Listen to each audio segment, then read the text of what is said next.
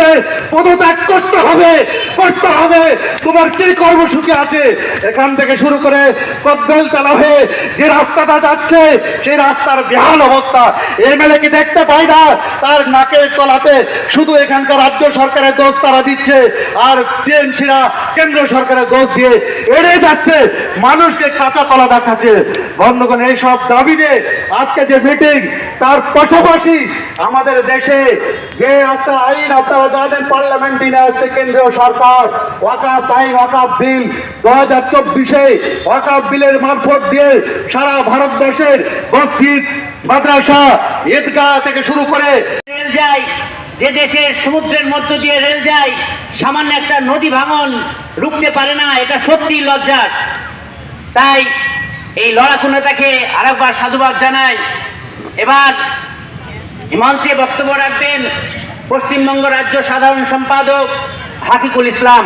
তিনাকে মাইকে মেহনতি মানুষের ঘাম ঝরা পয়সা নিয়ে তারা খেলা করবে, না হলে ঝাড়খণ্ড থেকে কয়লা নিয়ে এসে কেন ফারাক্কায় তাপ বিদ্যুৎ হয়েছে তার জবাব কি বাংলার মানুষ চাইবে?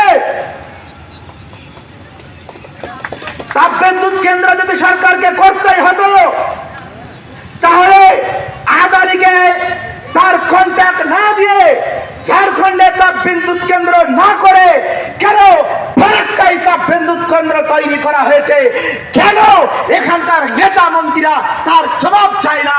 এই সব কেন্দ্রগুলা তৈরি করতে কত টাকা খরচ হয়? লক্ষ লক্ষ কোটি কোটি টাকা, যে টাকা আমার আপনার সাধারণ মানুষের খেটে খাওয়া মানুষের মেহনতের টাকা। দুঃখ এবং পরিতাপের বিষয়, এই সমস্ত নেতা মন্ত্রীরা আপনার নেতা হয়ে আছে, আপনার মন্ত্রী হয়ে আছে, কিন্তু এদের নেতা থাকার জন্য, নেতৃত্বে থাকার জন্য মিনিমাম যে কোয়ালিটিটুকু থাকা দরকার, মিনিমাম যে যোগ্যতাটুকু থাকা দরকার, সেই যোগ্যতাটুকু তাদের নেই। সম্পর্কে দু চারটে কথা আপনাদের সামনে বলতে চাই। সেটা হচ্ছে যে ওয়াকাফ সম্পত্তি হচ্ছে আমাদের নিজস্ব সম্পত্তি।